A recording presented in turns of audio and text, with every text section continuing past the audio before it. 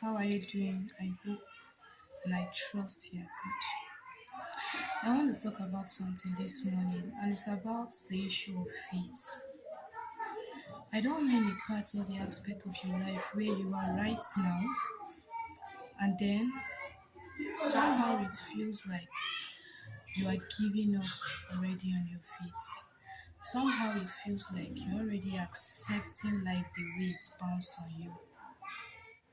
You had so much faith once the time, and you had so much faith that you knew that you were going to come out of whatsoever you are, that you were going to overcome whatsoever it is. But suddenly you've embraced life just the way it is. No, you don't do that.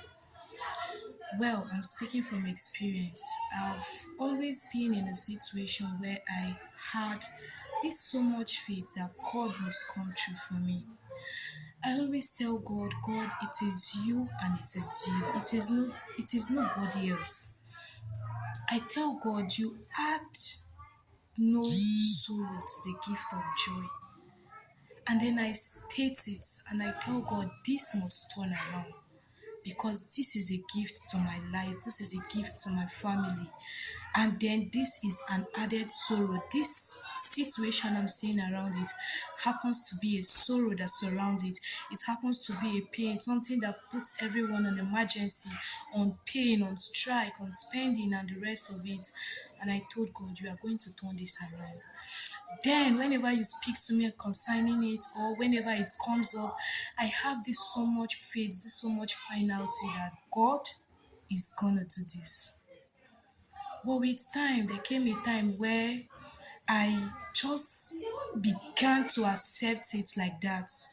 And then sometimes I begin to mention the circumstance around it. I'll say that is how it is, that is how it used to be, this is it, and this is that.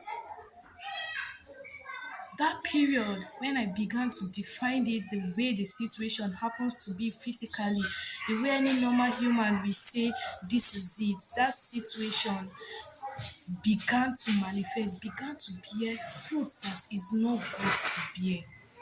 But guess what? God took me to a pattern of life where He began to remind me that there is no way He's going to bring this to this. And then this is an additional sorrow. This is not supposed to be. This is not meant to be. And then I began to pick up my faith back. I began to ask myself, oh decency, what have you been doing? Oh decency, why do you just accept life how it used to be? Oh decency, like I began to ask myself questions that if I have kept to faith, I would have been in that. I began to reflect back and ask God for mercy. And guess what? My faith came back stronger and better. And to the glory of God today, I will tell you that faith is faith is a kind of obedience, total obedience to God. Faith is you holding God by His word. Faith is you holding God. Telling God, God, you said this. So you don't give up. You don't accept those little things as though they are nothing. Kick the devil off whenever they come. Whenever he comes, kick him off. And I bet you, he will want to stay when he knows that you already have the knowledge of God in you. You already have so much faith, and you know that this is not supposed to be. So I'm here to encourage you. Don't give up. Don't give up. Don't say, okay, I've been believing in God for so many years and then nothing has changed. You know, we place time on God. We want God to do a certain thing for us at a certain time. No, that is not how God moves. He said He made everything beautiful in His own time. In His own time, He makes everything beautiful at His own time.